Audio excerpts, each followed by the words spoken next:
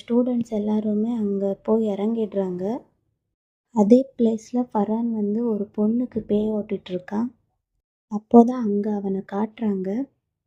ஃபரானை காட்டும்போதே ரொம்ப ஹேண்ட்ஸமாக காட்டியிருப்பாங்க. காகல்ஸ் எல்லாம் போட்டுக்கிட்டு அங்கே ஒரு பொண்ணுக்கு பேய் ஓட்டிகிட்ருப்பான். இப்போ ஸ்டூடெண்ட்ஸ் எல்லாருமே அவனை ஆச்சரியமாக பார்க்குறாங்க. அப்புறம் அங்கே பேய் ஓட்டி முடிச்சதுக்கப்புறம் அவன் அங்கேருந்து கிளம்ப போகிறான். அப்போ கெம்மை ஃபரான் கிட்ட கூட்டிகிட்டு போகிறான். கெம்மை ஃபரான் கிட்ட கூட்டிகிட்டு போகிறதுக்கு முன்னாடி கெம் கிட்ட வந்துட்டு இவன் சொல்லிகிட்ருக்கா, நான் உன்கிட்ட சொன்னேன்ல அவன் முன்னாடி க்யூட்டாக நடந்துக்கோன்னு, நான் சொல்லி கொடுத்த மாதிரியே அவன் முன்னாடி நடந்துக்கோ அப்படின்னு சொல்லி கூட்டிகிட்டு போயிட்டுருக்கான். கெம் ஃபரான் முன்னாடி போய் நின்ன உடனே கெம்க்கு எதுவுமே புரியல. அவன் எல்லாமே மறந்துடுறான். சொல்லி கொடுத்தது எல்லாமே. அவன் அங்கே போயிட்டு அவனை வெச்ச கண் விடாமல் பார்த்துட்ருக்கான். அப்போ ஃபரான் கூட கெம்மை தான் பார்த்துட்ருக்கான். இப்போ ஃபரான் வந்து கெம்முடைய கழுத்தில் கட்டிகிட்டு இருக்க தாயத்தை பார்த்துட்ருக்கான்.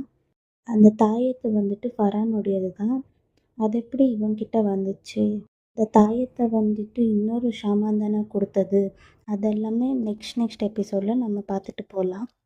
அப்புறம் கெம் எதுவுமே பேசாமல் இருக்க ஜெட்டே பக்கத்தில் வந்து அவனை ஃபரான் கிட்ட இன்ட்ரடியூஸ் பண்ணி வைக்கிறான். இப்போ ஃபரான் அவங்கள எல்லாரையும் பார்த்து, நீங்கள்லாம் இங்கே தான் தங்க போகிறீங்கன்னா இருட்டுறதுக்குள்ளே மீன்ஸ் ஈவினிங் ஆகுறதுக்குள்ளே எல்லோரும் வீட்டுக்குள்ளே போயிடுங்க அப்படின்னு சொல்லிகிட்ருக்கான்.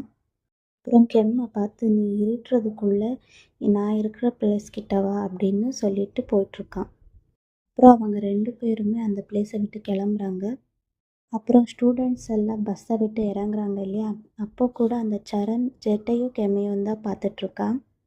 சரணுடைய ஃப்ரெண்ட் ஒரு கேர்ள் இருக்கா இல்லையா பக்கத்தில், அவள் வந்துட்டு மறுபடியும் கேட்குறா, எதுக்குடா நீ அவங்களையே பார்த்துட்ருக்க அப்படின்னு. அதுக்கு சரண் சொல்கிறா, இவங்க 2 பேரும் பிஹேவ் பண்ணுறதே சரியில்லை. இப்போ எதுக்கு அந்த ஷாமான் கிட்ட போய் பேசிகிட்ருக்காங்க? இவளை எதுக்கு இந்த ஊருக்கு கூட்டிகிட்டு வந்தாங்க? எனக்கு என்னமோ இவங்க 2 பேரும் பிளான் பண்ணி பண்ணுற மாதிரியே இருக்குது அப்படின்னு இவன் சொல்லிகிட்ருக்கா.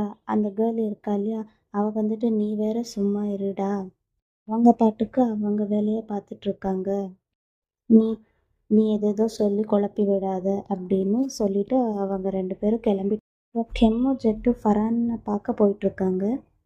ஃபரான் இவங்க 2 பேரையும் பார்க்குறான். பார்த்துட்டு எதுக்கு இங்கே வந்தீங்க அப்படின்னு கேட்குறான். அப்போ ஜெட்டுக்கு ஒன்றுமே புரியல. அவன் வந்துட்டு சொல்கிறான், மாஸ்டர் நீங்கள் தானே வர சொன்னீங்க. அப்புறம் கெம் திரும்பி பார்த்தா அங்கே நிறைய பேய்ங்க நிற்கிது. அப்புறம் எப்போவுமே கெம் கூட ஒரு பேய் இருக்கும் இல்லையா, அந்த பேய் கூட ப்ரௌன் கலர் ட்ரெஸ் போட்டுட்ருக்கு. பார்க்கும்போது கோபமாக பார்க்குற மாதிரி இருக்குது. ஃபரான் வந்து அந்த பேயை தான் எதுக்கு இங்கே வந்திருக்க அப்படின்னு கேட்டுட்ருக்கா. இப்போ கெம் ஃபரானை பார்த்து, அவங்க உங்களுக்கு யாருன்னு தெரியுமான்னு கேட்க, அதுக்கு ஃபரான் எதுவுமே பதில் சொல்லாமல் ஜெட்டுக்கிட்ட உன் ஃப்ரெண்டை ரூமுக்கு கூட்டிகிட்டு போ அப்படின்னு சொல்கிறான். இப்போ கிட்ட கெம் கேட்குறான், இந்த ஃபரான் எப்போவுமே இப்படி தான் இருப்பாங்களா? எப்போவுமே கோல்டாக இருப்பாங்களா? சொல்கிறான், இன்றைக்கி அவங்க எப்படியோ பரவாயில்ல, இதை விட ஸ்ட்ரிக்டாலாம் பேசுவாங்க, கோல்டாலாம் பேசுவாங்க.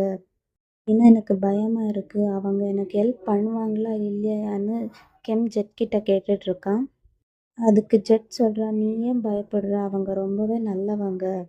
ஏதாச்சும் ஹெல்ப்புன்னு கேட்டால் கண்டிப்பாக வந்து பண்ணுவாங்க அப்படின்னு கெம் கிட்ட சொல்லிகிட்ருக்கா. இருந்தாலுமே கெம்க்கு ரொம்ப ஒரு மாதிரி இருக்குது.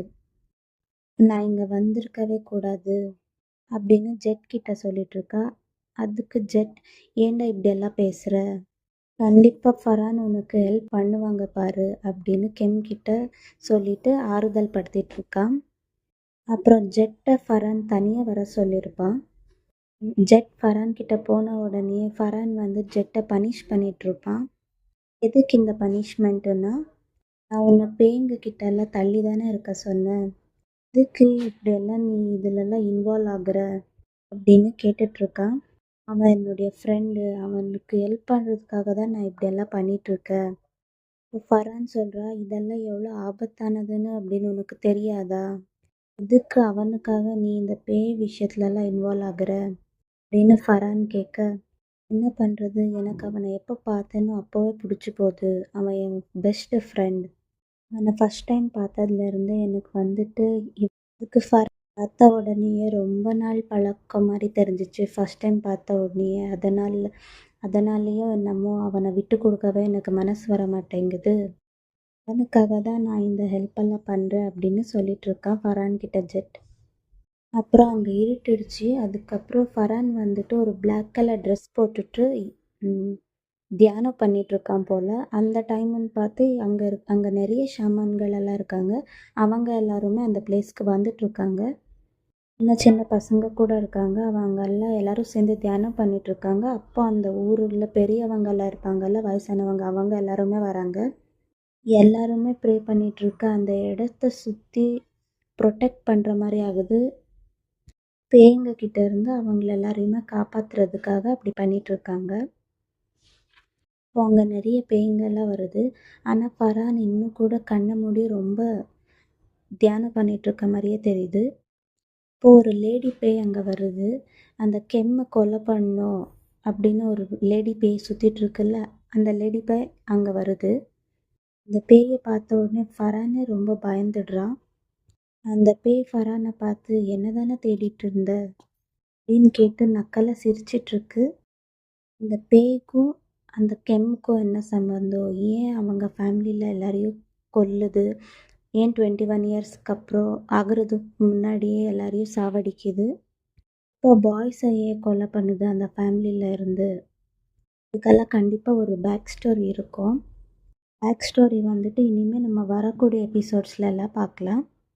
இதோட இந்த எபிசோட் முடியுது.